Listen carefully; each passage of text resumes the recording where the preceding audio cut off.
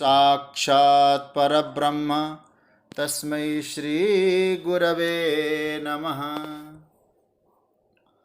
भगवत चरण कमलानुरागी सभी आत्मीय प्रिय प्रभु प्रेमीजन, आप सभी को मेरा प्रणाम, सभी को वंदन, आप सभी का अभिनंदन।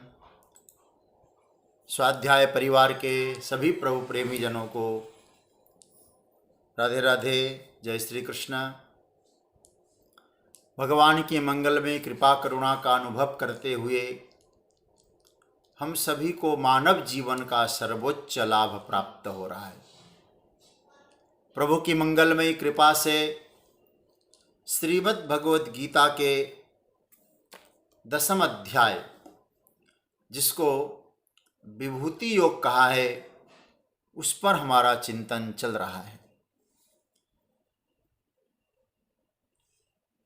भगवान ने अर्जुन को माध्यम बनाकर हम सभी साधकों को अपनी विभूति का और अपने योग का वर्णन सुनाया है।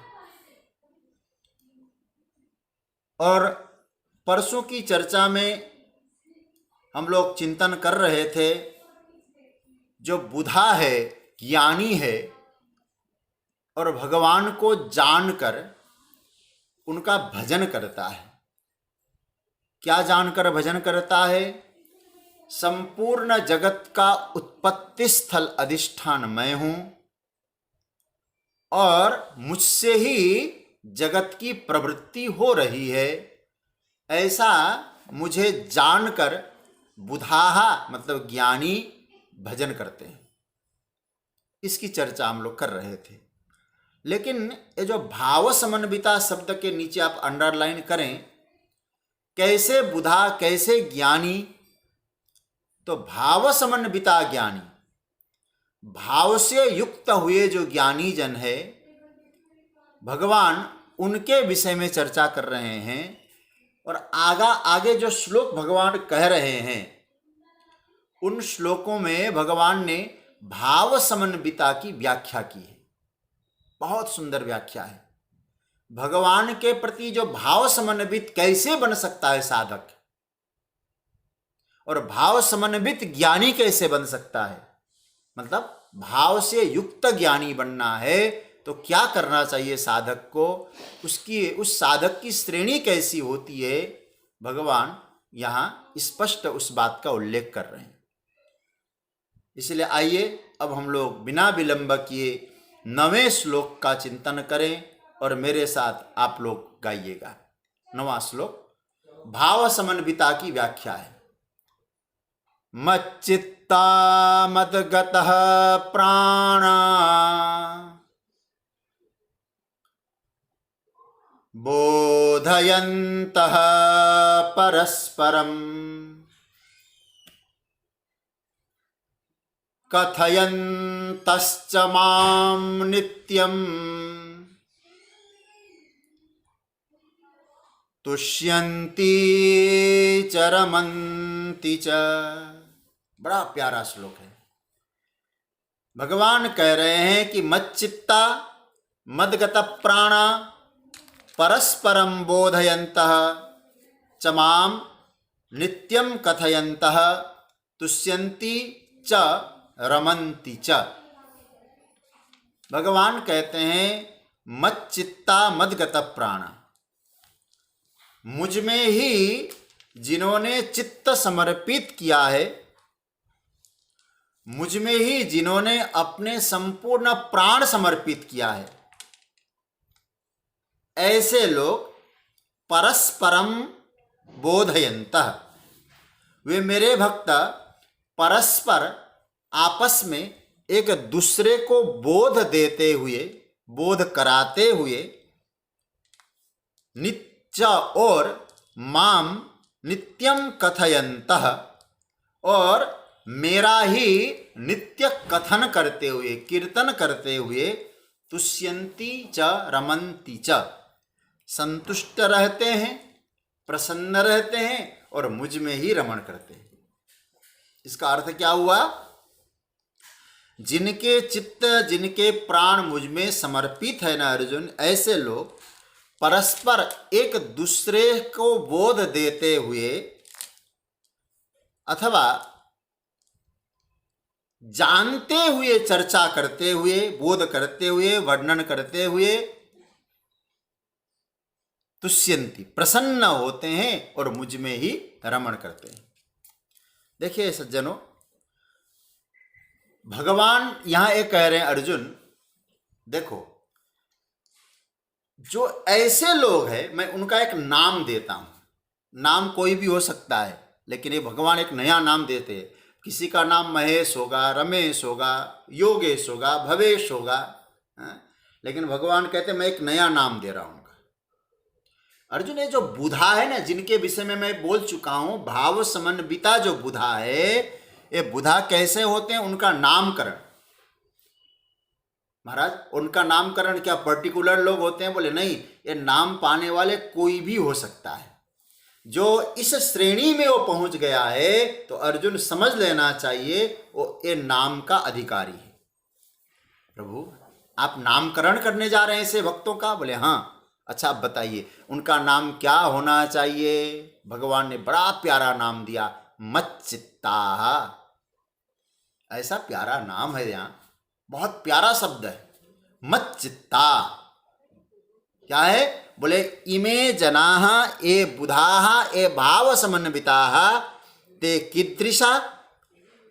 वो कैसे लोग होते हैं? बोले मच्चित्ता। मच्चित्ता का अर्थ क्या है?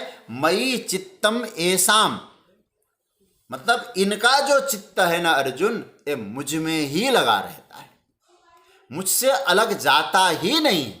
कारण, क्योंकि जो भाव समन्वित हो गए, मैं उनके चित्त को खींचता हूं, चित्त चोर बनता हूं मैं।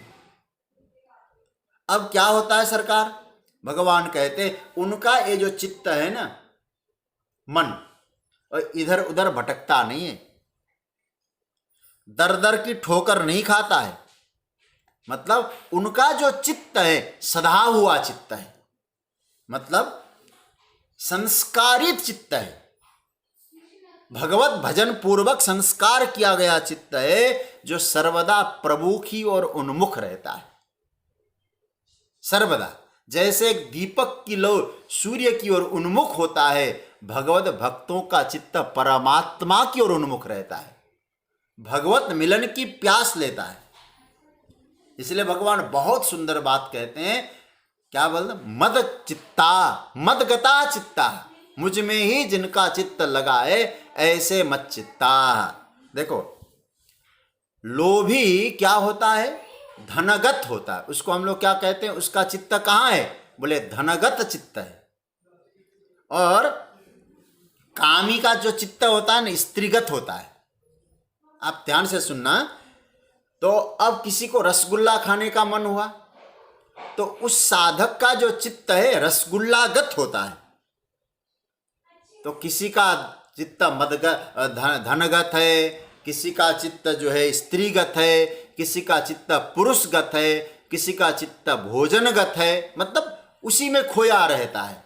लेकिन भगवान कहते मेरे भक्त का जो चित्त है ना अर्जुन, वो मदगत होता है, मदगत चित्त है। मतलब उन्हीं को लेकर वो बैठ गया है, परमात्मा को ही लेकर वो बैठा हुआ है। अर्थात वो क्या करता है? बस किसी तरह से हो, परमात्मा और उसके बीच में कोई दूरी नहीं है, वो चित्त को देखने जाता है, चित्तचोर नजर आता है। तो सज्जनों, वृत्तियां जो है उसमें सराबोर रहती है, ऐसा चित्त जिनका है। और ऐसा चित्त किसका है? भगवान ने श्रीमद् भागवत में उदाहरण दिया है। तामन मनस्का मत प्राणाहा मदर्थे त्यक्त दैहिका। भगवान उद्धव जी से कह रहे हैं। देखो भाई, एक बहुत बढ़िया बात आपको सुनाए। कभी कभी कोई सीक्रेट बात होती है ना, वो सीक्रेट बात किसी मित्र को सुनाया जाता है। भगवान को कुछ सीक्रेट सुनानी थी और ऐसी सीक्रेट चर्चा करनी थी, तो भगवान को लगा उद्धव कौन है, और भागवत में उद्धव जी और कृष्ण के विषय में संबंध आता है। कृष्णस्य दयिता सखा, भगवान श्री कृष्ण के सबसे प्यारे सखा श्री उद्धव जी। तो भगवान कोई सीक्रेट चर्चा उद्धव जी से कर रहे हैं। हे उद्धव जी, ऐसे लोगों का वर्णन करने जा रहा हूं। कैसे? तामन मनस्का, और दोनों बात आएगी अभी, और मत प्राणा भी आएगी।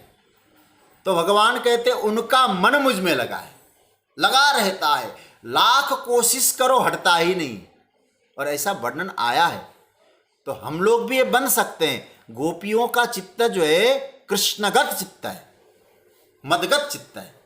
कैसे? एक बड़ी प्रसिद्ध कथा आती है। एक बार एक गोपी बैठी थी प्राणायाम करके यमुना जी के तट पर, और उधर से देवर्षि नारद आए, कहा कि तुम कौन हो? उन्होंने कहा कि मैं इस गांव की गोपी हूं। क्या कर रही हो? बोले ध्यान। बोले किस लिए? कृष्ण का ध्यान। बोले नहीं, कृष्ण का ध्यान नहीं। बोले क्या करना है? बोले मन को निर्विषय बनाना है। ध्यान से सुनना, मन को निर्विषय बनाना है। नारद जी ने कहा निर्विषय क्यों बनाना चाहते? बोले एक विषय ऐसा है जिसमें हमारा मन अटक गया है, कांटे ने पकड़ लिया है। एक ऐसा विषय है, उस विषय में घुल मिल गया है। जैसे मिश्री पानी में घुल जाए, दूध में घुल जाए, ऐसा ही हमारा जो चित्त है वो घुल गया है। अब बड़ा सुंदर सूत्र दिया, यदि उनका जो चित्त वहां घुल मिल गया, चित्त घुल मिल गया है, फिर क्या करना चाहते हैं? बोले वो जो घुल मिल गया चित्त है विषय में, उस विषय से हटाकर चित्त को निर्विषय बनाना है।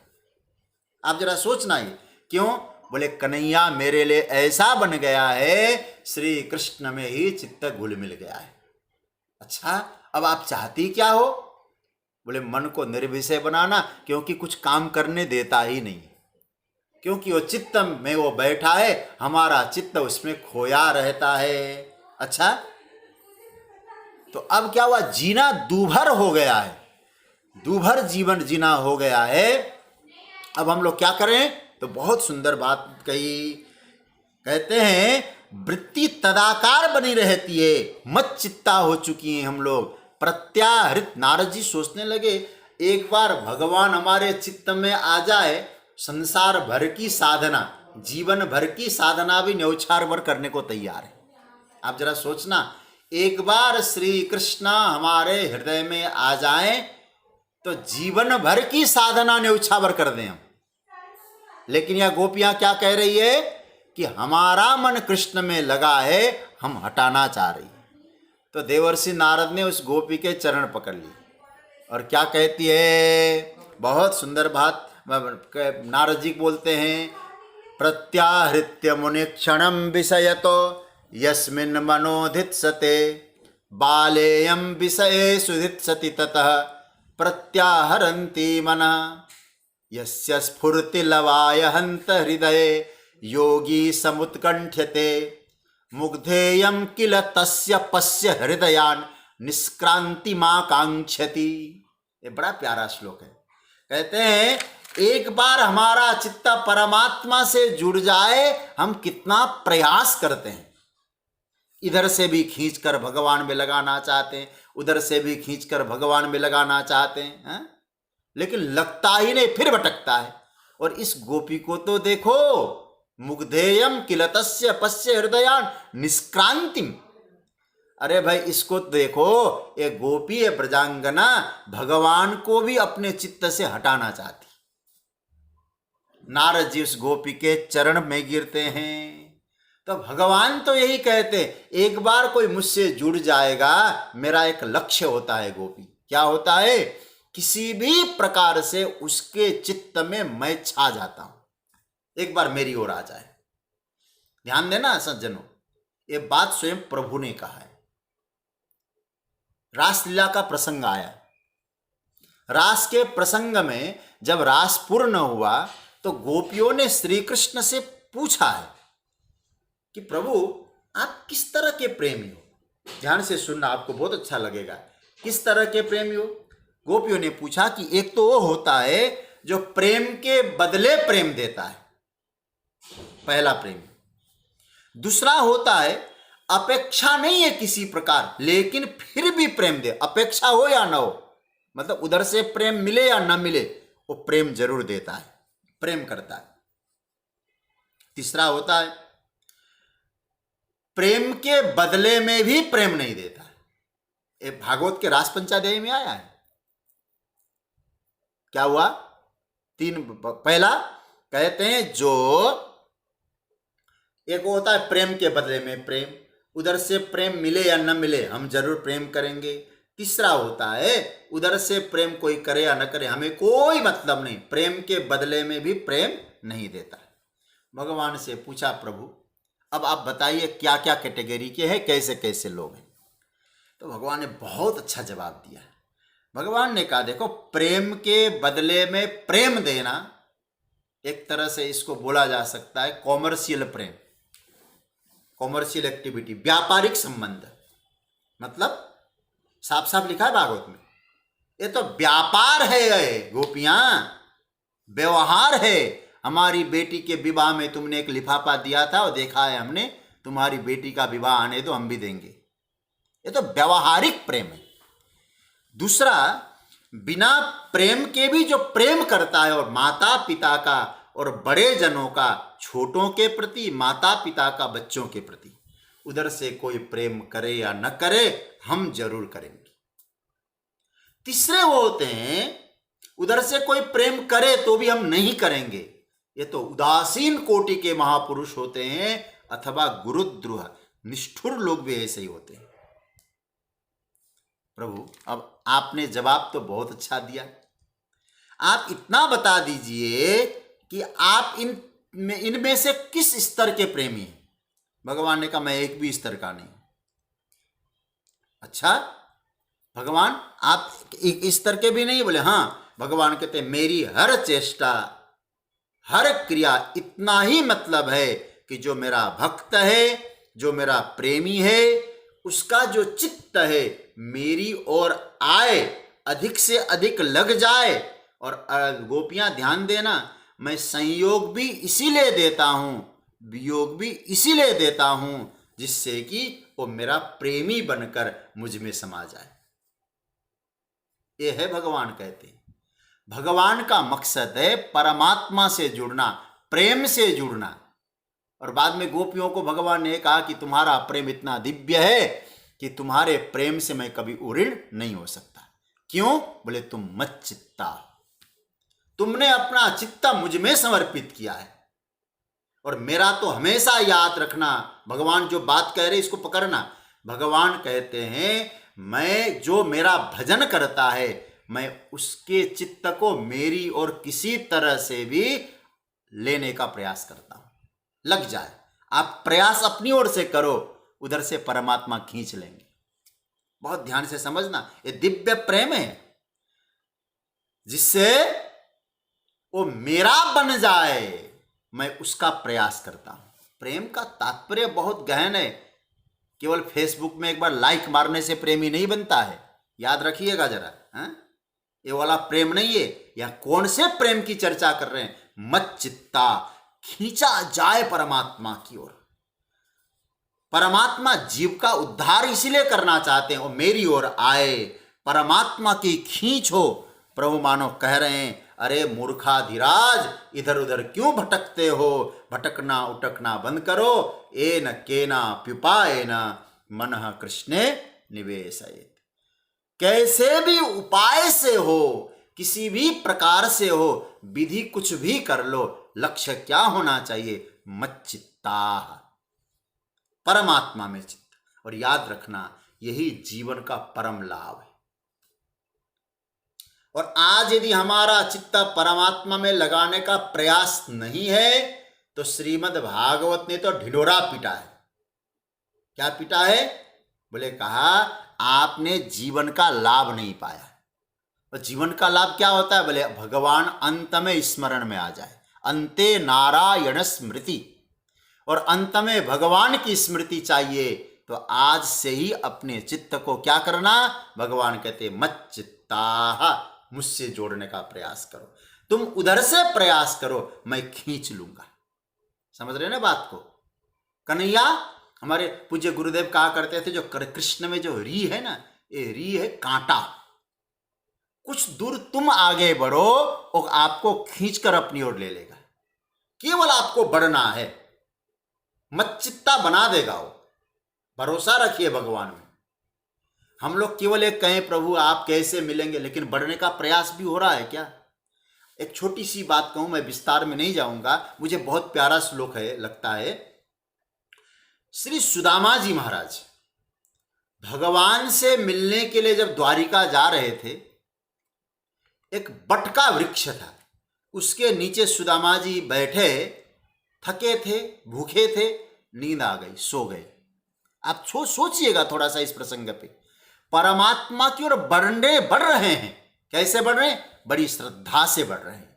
परमात्मा से मिलन की उत्कट आकांक्षा को लेकर बढ़ रहे हैं। बट वृक्ष के नीचे बैठे। बट वृक्ष हमारे शास्त्रों में का विश्वास, मतलब भगवान मुझे मिलेंगे, मैं भगवान की ओर जा रहा हूं, इस विश्वास को लेकर बैठ गए, विश्वास की छांव में बैठ गए। और आप जानते हैं रिजल्ट क्या निकलता है? सुदामा जी सोते हैं, हमारे गोविंद की नींद गायब होती है। अब भगवान सोचते हैं एक भक्त मुझसे मिलने आ रहा है, और मिलने आया है तो इसका मतलब है मुझे कोई व्यवस्था बनानी पड़ेगी उसके और मेरे मिलन में विलंब न हो, उसको खींच लूं मैं। कैसे खींचेंगे फिर? तो भगवान ने गरुड़ जी को कहा, गरुड़ जी मेरा एक काम करना है, सरकार आज्ञा करिए। रास्ते में सुदामा जी एक बट वृक्ष के नीचे सो रहे हैं, बट वृक्ष सहित सुदामा जी को द्वारिका में स्थापित करना, और सुदामा जी को पता भी नहीं चले। सज्जनों, मैं केवल इतनी सी बात आपसे निवेदन करूंगा। रोज चर्चा आती है भगवान में मन कैसे लगे, भगवान में बुद्धि कैसे लगे। आपको कुछ करना ही नहीं है, आप केवल एक विश्वास लेकर परमात्मा की ओर बढ़िए तो सही। किसी प्रतिनिधि को भेजकर, किसी संत को भेजकर, किसी सदगुरु को भेजकर, मैं तो कहूंगा कोई स्वयं ही रूप बदल कर आएगा और आपको अपने निकट बुला लेगा, मच्चित्ता बना देगा। बात समझ रहे होंगे? सुदामा जी के लिए द्वारिका दूर थी, लेकिन कितना जल्दी पर पहुंचा दिया। बस बट वृक्ष के नीचे सोए, द्वारिका पहुंच गए, और वहां जय जयकार होती है, सुदामा जी की नींद खुलती है। इसका अर्थ है सज्जनों, एक बार आप चित्त को निर्मल बनाइए, परमात्मा का स्मरण करिए, भगवान की ओर बढ़ने की एक निष्ठा रखिए और चलिए। जो दूर लग रहा था गोविंद, बहुत निकट लगने लग जाएगा, बहुत पास लगने लग जाएगा। लेकिन बढ़ना पड़ेगा आपको, क्योंकि उसका स्वभाव है। भगवान स्वयं कहते हैं, मैं तो किसी तरह से भक्तों को खींचता हूं, 2 कदम तुम चलो, 10 कदम चल के आपको अपने निकट बुला लेगा। इतना दयालु है वो, लेकिन चलना आपको होगा।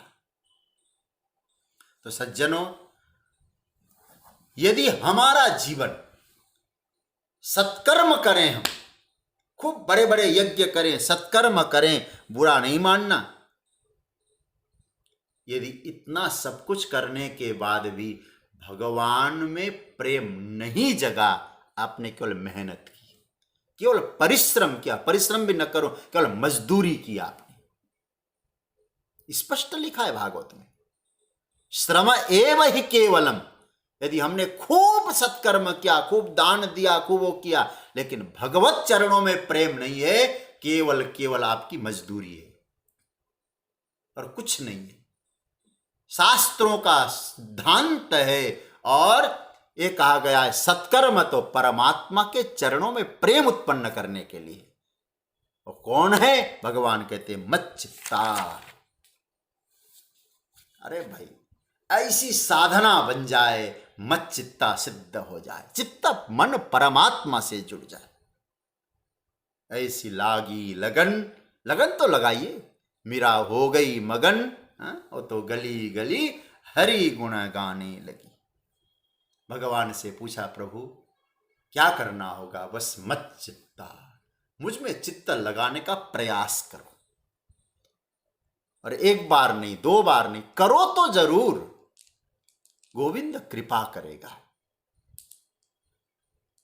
और महाराज कोई विशेष व्यक्ति होंगे, एक शब्द और मैं आपको बता दूं इस श्लोक में, और बड़ा मतलब 10वें अध्याय का प्राण जैसा श्लोक है। भगवान कहते हैं मच्चित्ताः। एक बात और समझ लेना, यहां बहुवचन है। बहुवचन का मतलब प्लूरल नंबर, सिंगुलर नहीं। इसका अर्थ क्या है? भगवान कहते हैं यदि मुझसे मन लगाएंगे मैं उनको अपनी ओर खींच लूंगा, वैकेंसी बहुत है। समझ रहे हैं ना? कोई रिजर्वेशन वाला मामला नहीं है कि यही लोग आ सकते हैं, कोई भी लोग जा सकता है। भगवान में चित्त लगाने का सबको अधिकार है, इसलिए बहुवचन का प्रयोग है। बहुशुभो बहुवचनम, कोई भी हो सकता है। भगवत प्रेम, भगव मुक्ति किसी की बपौती नहीं है, ध्यान देना, किसी का अधिकार क्षेत्र नहीं है। तो भगवान कहते लगन लगा लो अर्जुन, मत चित्ता बन जाओ। मतलब मैं कौन हूं ये देखना बंद करो, आपने किया क्या है, महत्व यह है। आपका चित्त लगता कहां है? कई लोग जगत की चिंता करते रहते, जगत की चिंता, महाराज ये लगता है महाराज सब लोग मुक्त हो गए तो फिर क्या होगा जगत का। अब जरा सोचो, अब इनको क्या चिंता करनी जगत की? सब लोग भगवान का भजन करके मुक्त हो गए तो क्या होगा जगत का? उनसे कहना पड़ेगा वे तो मुक्त होंगे, तू बना रहेगा जगत में, तू यहीं बना रहेगा, तू मुक्त नहीं होगा। क्यों महाराज? बोले जिसको जगत की इतनी चिंता है, जिसकी चिंता जहां है ना वहीं पड़ा रहेगा वो, तो उसे यहीं रहने दो। हमको क्या करना है? हमें प्रभु से जुड़ना है, मत चित्ता होना है। परमात्मा से मन लगा लो, परमात्मा से चित्त लगा लो। सज्जनों, चित्त भगवान में लगे, चित्त का अर्थ यहां मन भी लिया है।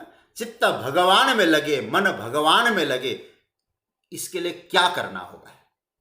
बहुत बार अनेक उपायों की चर्चा की है, मैं 4 बातें आपके सामने रखूंगा। महत्वपूर्ण श्लोक है, थोड़ा विस्तार से चर्चा करेंगे, इसको आप लोग नोट कर ले। बहुत फायदा मामला है भाई, फायदा वाली बात है। क्या क्या है? पहला, चित्त को मन भगवान में से जोड़ना है। पहला सूत्र है स्वयं को प्रभु का समझना, मैं भगवान का हूं ये मानो, पहला। दूसरा, हम एक एक सूत्र पे चिंतन करेंगे। दूसरा, उनमें भगवान में प्रियता की स्थापना करो, प्रियता को प्रकट करो। तीसरा, ये भाव रखे मेरे ऊपर परमात्मा का पूर्ण अधिकार है, मैं परमात्मा के अधिकार क्षेत्र में हूं। तीसरा। चौथा, परमात्मा का विधान मेरे हित के लिए हो रहा है, मेरे कल्याण के लिए हो रहा है। ये 4 बातें यदि आपके चित्त में हैं तो आप मत चित्ता है। पहला सूत्र क्या बताया था मैंने? स्वयं को प्रभु का मानना, मैं भगवान का हूं। हम स्वयं को तो मानते हैं संसार का और चित्त लगाना चाहते भगवान में। सज्जनों, बड़ा कठिन हो जाएगा। आपको यह भाव त्यागना होगा कि मैं गृहस्थी हूं, मैं ब्राह्मण हूं, मैं क्षत्रिय हूं, मैं ज्ञानी हूं, मैं अज्ञानी हूं, सब छोड़ना पड़ेगा। फिर क्या करना? मैं फलाना हूं। भगवान तो गीता में स्पष्ट बोलते हैं, सर्वधर्मान परित्यज्य माम एकम शरणम व्रज, मेरी शरण में आ जा। एक भाव हमेशा चित्त में रखो, क्या? मैं भगवान का हूं, बस जैसा भी हूं उन्हीं का हूं, ये निश्चय कर लो। तो पहला सूत्र, ये भाव हमेशा बना के रखना है, मैं किसी और का नहीं हूं, जैसा हूं भगवान का हूं। मत चित्त की पहली भूमिका हो गई। दूसरी भूमिका, भगवान में प्रियता की स्थापना करो। प्रियता की स्थापना को जरा समझना। चित्त लगता कहां है? कभी आपने सोचा? मन लगता कहां है? जहां प्रियता होती है, जो प्रेम होता है ना, वहीं चित्त लगता है। और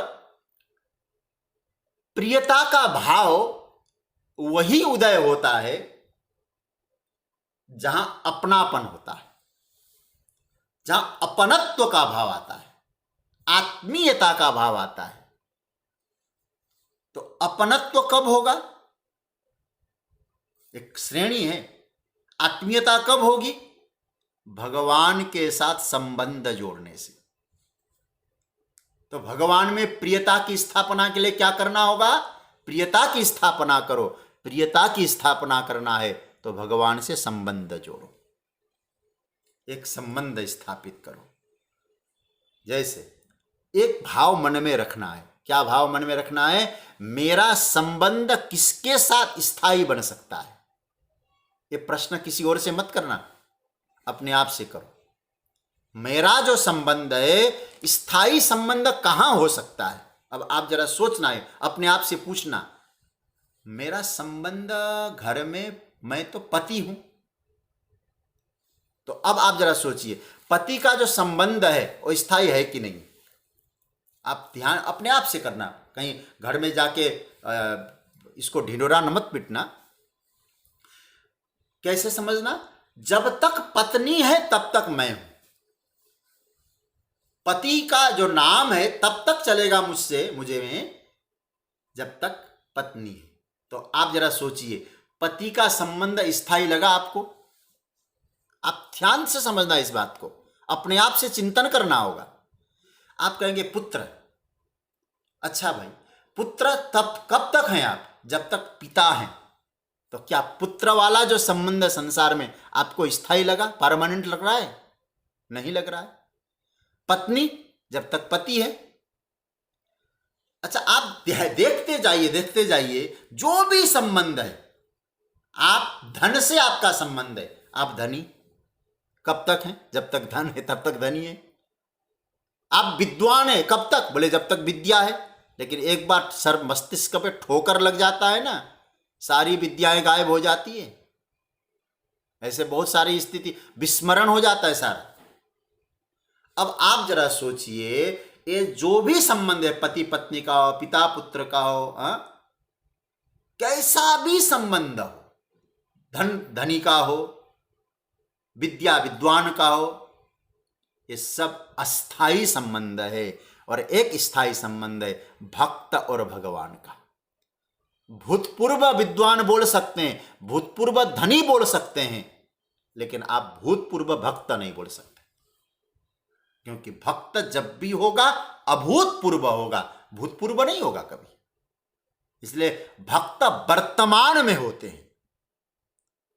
फिर आपसे कहूं, जगत का संबंध क्षणिक है, अस्थाई है, और भगवान का संबंध स्थायी है, सर्वदा रहने वाला है।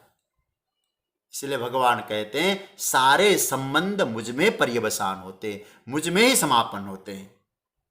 इसलिए, और एक बात मैं आपसे कहूंगा, यदि भगवान से हमने संबंध जोड़ा है, भगवान उस संबंध को निभाते हैं। जगत निभाता है, नहीं निभाता है, मैं इस विषय में अधिक चर्चा करूंगा नहीं।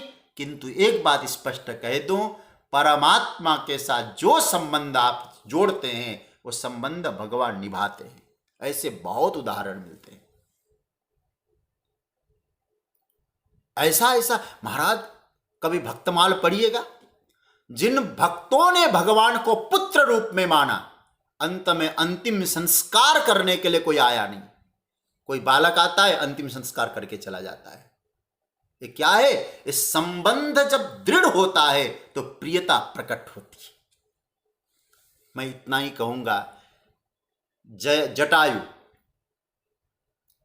दशरथ जी के मित्र है जटायु, इसलिए राम जी को पुत्र कह रहे हैं। मैं इस बड़ी लंबी कथा है, बड़ा प्यारी, कभी रामचरित्र की चर्चा होगी ना, जटायु का प्रसंग अलग से हम कभी चर्चा करेंगे।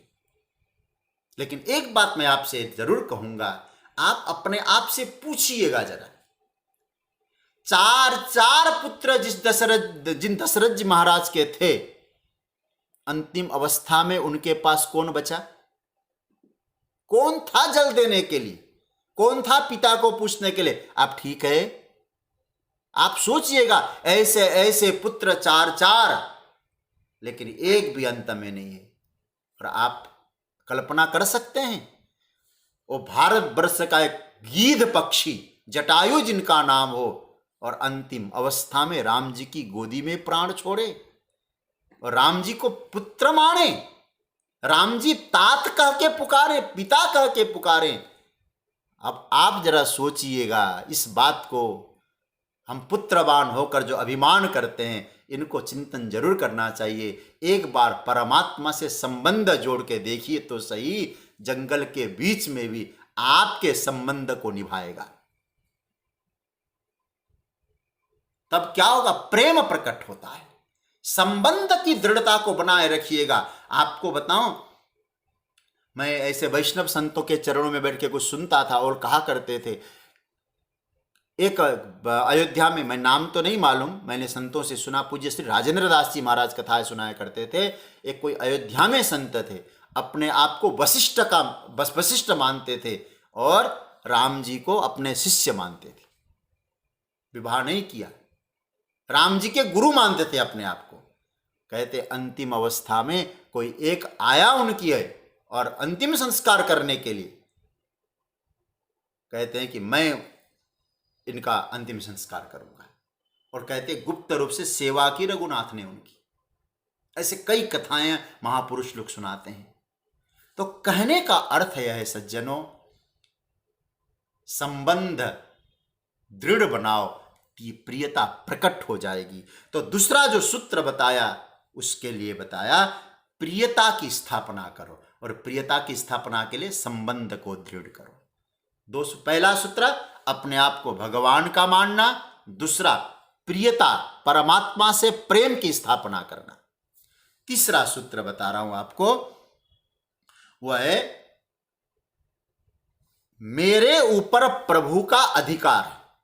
ये भाव बना के रखना। देखिए, भक्त के जीवन में एक बात आनी चाहिए अच्छी तरह से कि मेरे ऊपर भगवान का अधिकार है।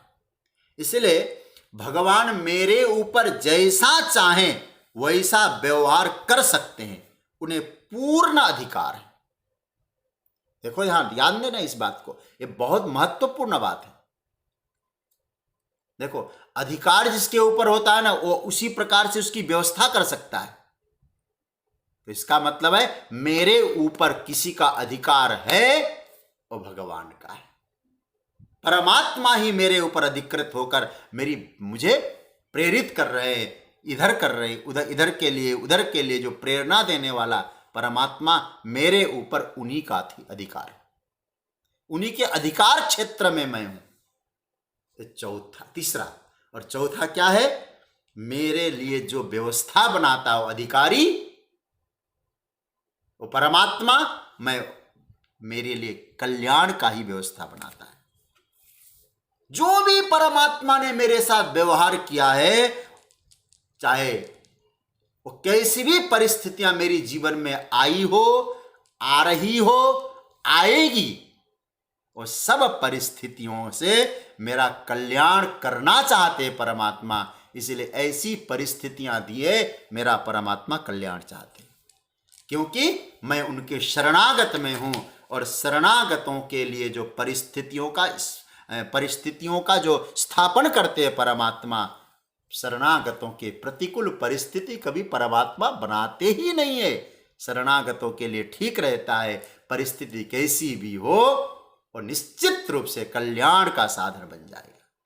सज्जनों, ये भाव जीवन में आ जाए, ये स्थिति जीवन में आ जाए, तो परमात्मा में चित्त लग जाने वाला बन जाएगा। ऐसों के लिए भगवान नाम देते हैं मच्चित्ता। लेकिन मच्चित्ता स्वयं को सिद्ध करिए, हमको सिद्ध करना है मच्चित्ता, प्रयास हमको करना होगा। भगवान तो वचन देते हैं, तुम प्रयास करके आओ तो सही, मैं मच्चित्ता बना दूंगा। चित्त मुझ में लगने वाला, हाँ? और मुझ में ही चित्त जिसका समाया है। अब दूसरा सूत्र देखो, मच्चित्ता मदगत प्राणा, मदगत प्राण, मुझ में ही जिनके प्राण गए हुए हैं। अब क्या बताऊं, मैंने इन श्लोकों को गंभीरता से चिंतन करिए ना, क्या भाव प्रकट हो जाएंगे आपके। मदगतः प्राणा, देखो इसके दो अर्थ किए हैं मदगतः प्राणा के, ये आप लोग इसको नोट कर लीजिएगा, आपको बहुत फायदा होगा। मदगतः प्राणा के दो अर्थ कौन कौन से हैं? पहला जो अर्थ है, ये अर्थ किया है इंद्रियां मतलब मयि उपसंहृत करना इत्यर्थ। इंद्रियों का अर्थ किया है, मतलब क्या कहा कि प्राण अर्थात जो हमारा इंद्रिय समुदाय है, करण समुदाय है, हमारी सारी जो इंद्रियां हैं, इंस्ट्रूमेंट है शरीर के, मतलब सारी इंद्रियों का उपसंहार जिस साधक ने मुझ में कर दिया है। मतलब इंद्रियां करती क्या है, अब थोड़ा सा चिंतन करना। इंद्रियां, आंखों ने देखा तो आंखों ने देखा तो आंखों को देखने की चेष्टा करनी है, कान सुनने की चेष्टा करते हैं। तो इंद्रियों की चेष्टाएं परमात्मा में समर्पित है। तो जिनकी इंद्रियों की चेष्टा, व्यवहार जिसको कहा जाए, वो भगवान के लिए है। अच्छा, इंद्रियों का व्यवहार भगवान के लिए क्या करते हैं? तो कहते हैं नाम रूप लीला और धाम, इनका चिंतन करते हैं इंद्रियां। तो होता क्या है? इंद्रियों की चेष्टाएं परमात्मा में, एक अर्थ। दूसरा अर्थ क्या है?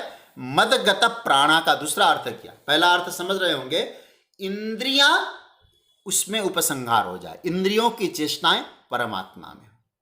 बोले आपको देखकर लगे, आपकी आंखों को देखकर लगे कि कन्हैया के दर्शन के लिए तुम्हारा आपकी आंख लालायित हो रही है।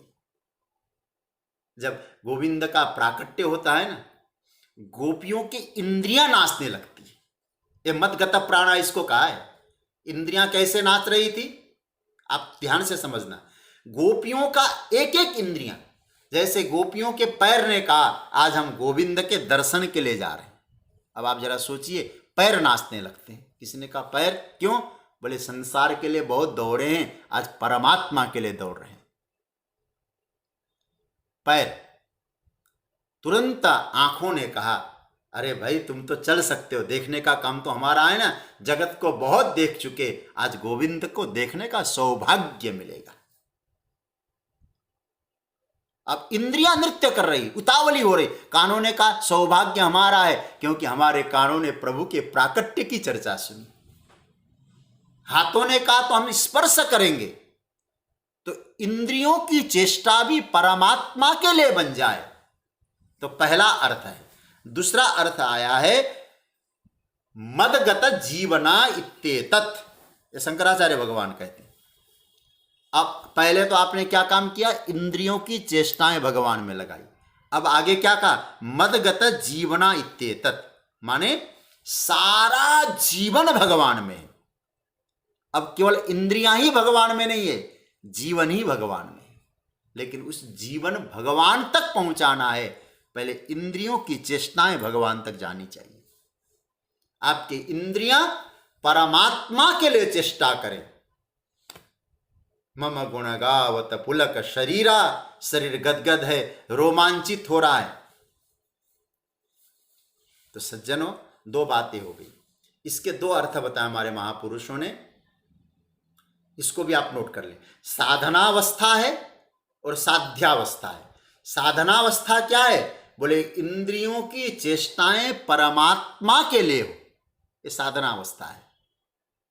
और जीवन ही भगवान के लिए समर्पित हो, ये साध्यावस्था है। मदगत जीवना, अब सौंप दिया इस जीवन का सब भार तुम्हारे हाथों में है। जीत तुम्हारे हाथों में और हार तुम्हारे हाथों में। सागर को सौंप दी जीवन की धार है, सागर को ही सौंप दी अपनी पतवार है। सागर को सौंप दी अब जीवन की नाव है, सागर को ही सौंप दी अपनी पतवार है। सागर की लहरों को भी तब तेरा ही सहारा है। तो फिर क्या मजेदार है और क्या किनारा है।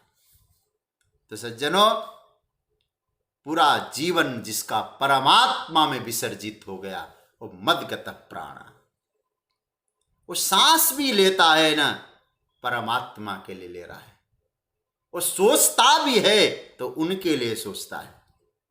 आपकी चेष्टा, आपका जीवन सब परमात्मा के लिए समर्पित। मदगत जीवना, न तो जीने की आसक्ति है, न मरने का डर है। जीवन है तो उनका, मृत्यु भी है उनकी।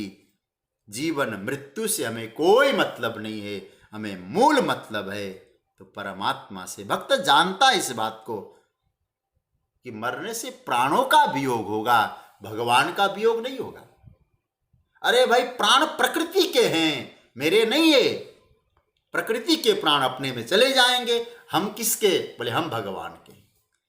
भगवान के हैं मतलब हमारी चेष्टाएं प्रभु के लिए हो, जीवन भी भगवान के लिए हो। संसार में जो कुछ हो, सम्मान मिले, अपमान मिले, शरीर स्वस्थ हो चाहे स्वस्थ न रहे, आदर हो अनादर हो, यश हो अपयश हो, लाभ हो हानि हो, सरकार कुछ भी हो, जीवन में मदगतः प्राणा बने रहे। जीवन तुम्हारे लिए बने बस। परिस्थितियां आए परिस्थितियां जाए, लाभ हानि जीवन के साथ चलेगी, लेकिन प्रभु इतनी कृपा करना, मेरा जीवन आपके हवाले हो जाए। ये मदगत प्राण। इसलिए गोपियों के लिए भगवान ने कहा है, तामन मनस्का मत प्राणा। उद्धव जी से एकांत में कहते, उद्धव जी गोपियां कौन है? मदगत प्राणा, उनका प्राण मुझ में है। इसलिए तो गोपी गीत में गोपियां स्वयं कहती है, त्वयि धृता सब। देखो क्या बढ़िया श्लोक मंत्र है, त्वयि धृता असभ। हमारे जो प्राण है कन्हैया, तुझ में आश्रित है, तुझ में है, प्राण भी तुम में है, क्योंकि प्राण प्रियतम हो तुम। तो मच्चित्ता मदगतः प्राणाः। तीसरा बताया, अब चित्त वहां लग गया, मदगतः चित्त हो गया, मदगतः प्राणा हो गया, फिर क्या होगा प्रभु उनका? भगवान कहते बोधयन्तः परस्परम। देखो एक एक क्रम देखते जाइए गीता के इन श्लोकों का। मत चित्ता और मदगतः प्राण वाले जो लोग मिलते हैं ना, भक्त लोग अर्जुन, वो क्या करते हैं?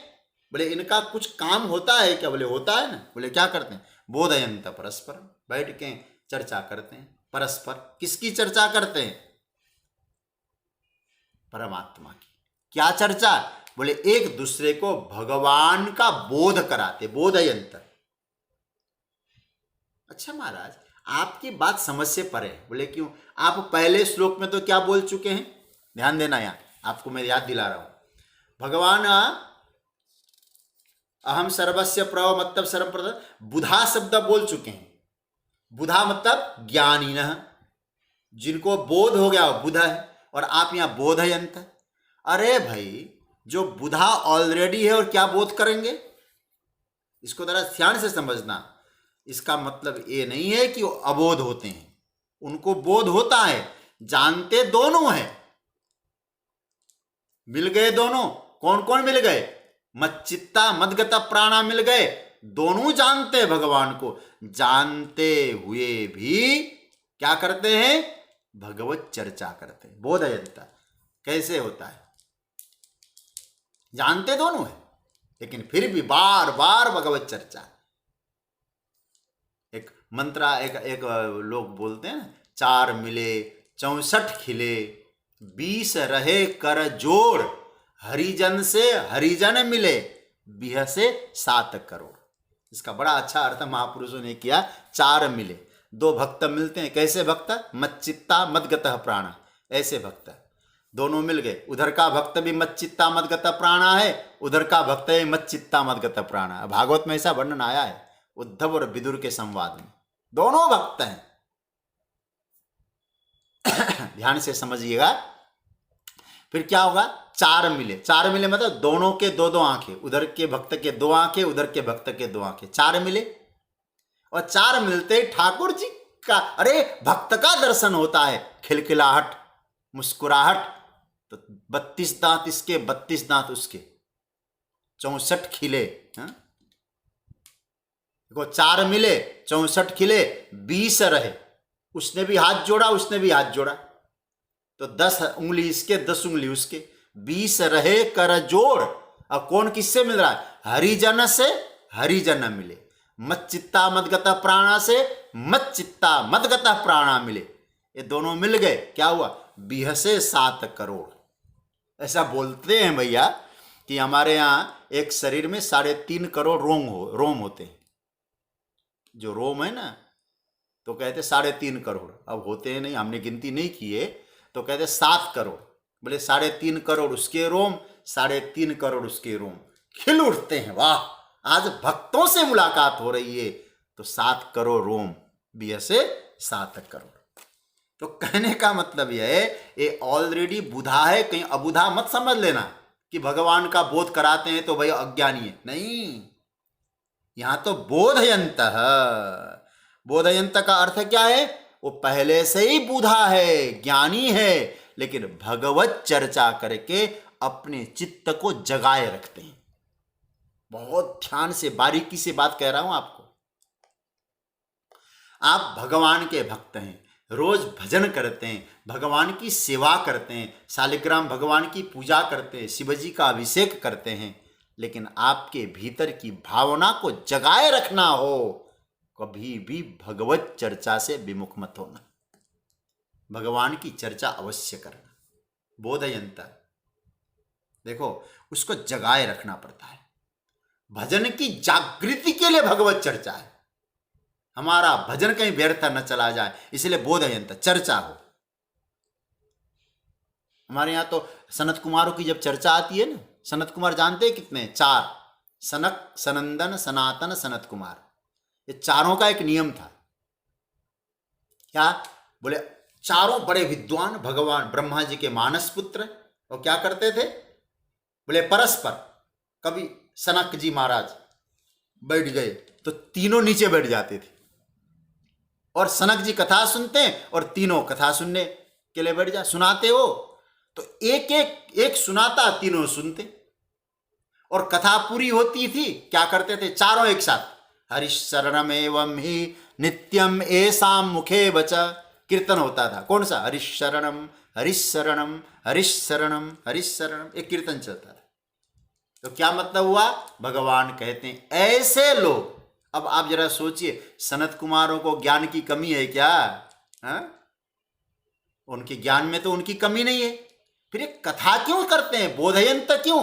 बोले अब ये 3 मूर्ख हैं, जो एक ने जो है कहा 3 सुन रहे हैं। बोले नहीं, भगवान के मच्चित्ता मदगतः प्राणा को जागृत रखने के लिए, सक्रिय बनाए रखने के लिए हमें भगवत चर्चा, मतलब बोधयंता, भगवत चर्चा करनी, भगवान का बोध करना है, बार बार एनालिसिस करना है भगवान के बारे में।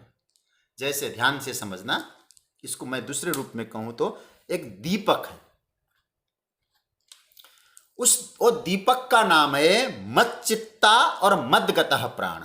मच्चित्ता मदगतः प्राण क्या हुआ? ए भक्त हुआ। भक्त कब हुआ? बोले भक्ति की भावना से। तो मच्चित्ता मदगतः प्राणा की जो भावना है उसको प्रज्वलित रखना है। तो दीपक को प्रज्वलित रखने के लिए आपको क्या करना होगा? उस दीपक में तेल को देखते रहना होगा, कहीं तेल चला गया, खत्म हो गया, दीपक बुझने की संभावना रहती है। तो हमें क्या करना है? इस दीपक को, इस भाव को अखंड बनाने के लिए उस दीपक रूपी उस दिए में ए बोधयंत का, भगवत चिंतन का तेल डालते रहिए, दीपक अखंड जलता रहेगा। अब मैं एक लौकिक दृष्टांत से आपसे कहूंगा। कैसे? जैसे आप जरा सोचिए, आप कोई सिनेमा देखने गए, 2 मित्र हैं, दोनों पिक्चर देखने गए, दोनों ने खूब एंजॉय किया है उस पिक्चर को और एप्रिशिएट की, सराहना की दोनों ने, और दोनों ने देखा और फिर उस विषय में चर्चा करके, अरे भैया सिनेमा में जो शूटिंग है ना, बड़ा गजब का, उस डायरेक्टर ने बड़ा अच्छा शूटिंग किया है, देखें दोनों देख के आए। बोले उन्होंने जो फोटोग्राफी थी ना वो बड़ा मनमोहक थी, और गाने का जो बोल है ना बड़ा सुंदर लगा था, जो कि गायक भी बहुत अच्छा। अब आप जरा देखिए, उस पिक्चर को दोनों ने देखा, फिर भी उस पिक्चर के बारे में वो लोग चर्चा करते हैं। ये क्या है? बोले कोई नई चर्चा नहीं, देख के आए हैं। तो इस तरह की मीमांसा करना, इसी का नाम है बोधयंत्र। आप जानते भगवान की कथा, श्री कृष्ण मथुरा में जन्म लिए, गोकुल में पले बड़े, वृंदावन में रास रचाया। आप इसको जानते हैं, जानते हुए भी उसकी चर्चा करो, नए नए भाव प्रकट करो। वहां भगवान कहते हैं इसी का नाम है बोधयन्तः परस्परम। जैसे मैं आपको एक निवेदन, आज अंतिम बात आपसे कहूं, इसकी चर्चा कल भी करूंगा। मैं एक कहूंगा, हम लोग क्या कर सकते हैं। जैसे कई दो मित्र हैं, नोवेल पढ़ रहे हैं, कोई किताब पढ़ रहे हैं। नोवेल का मतलब कोई क्लासिकल नोवेल है, बेकार की बात नहीं कर रहा हूं मैं, वो ऐसा नहीं। तो अच्छा नोवेल कोई पढ़ रहा है, और पुस्तक पढ़ना चाहिए। तो सबको अच्छा लगा, दोनों को अच्छा लगा। तो अब नोवेल पढ़ने के बाद दोनों बैठ गए, अब दोनों बैठ के उस पर चिंतन कर रहे हैं। भैया, तुमने उस नोवेल के फलाने रस पर तुमने चिंतन किया?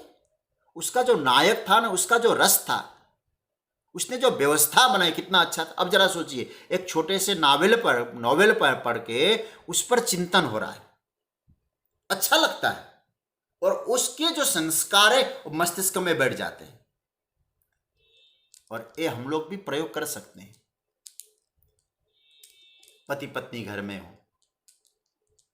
कोई एक ग्रंथ पढ़े, लंबा चौड़ा न भी करे, अथवा कोई भी परिवार में अकेले हो तो अकेले चिंतन करो, थोड़ा सा पढ़ो, और पढ़ने के बाद उसका चिंतन करो, मनन करो एक दूसरे से। तुमने यहां से क्या समझा, क्या अर्थ लगाया? कभी तुलसी को लेकर सोचो, कभी सूरदास जी को लेकर चिंतन करो। तो आप याद रखना, ये जो चिंतन चलेगा उससे आपके जीवन में भाव जो है वो प्रदीप्त होता रहेगा, जागृत होता रहेगा। इसलिए भगवान कहते मच्चित्ता और मदगतः प्राणा की जो भावना है उसको जागृत रखने के लिए आपको बोधयन्तः परस्परम, कोई भी मिलता हो, आपका मित्र, आपका सत्संगी, आपका प्यारा, आपके गुरु को न मिले तो पति पत्नी बनकर बैठकर भी हम लोग इसकी चर्चा कर सकते हैं। कैसे भी चर्चा हो, भगवत चर्चा हो, इससे मच्चित्ता और मद्गतः प्राणा का जो भाव है वो जागृत बना रहेगा, ये भगवान कहते हैं। और बड़ा सुंदर भाव और भी मन में तो आ रहे हैं, इसकी चर्चा मैं कल करूँगा। ये श्लोक बड़ा सुंदर लगा, इसकी कुछ व्याख्या लंबी हो गई, आगे की चर्चा कल। आज यहाँ चर्चा को विराम दूं उससे पूर्व आपसे ये निवेदन है कि आप लोगों ने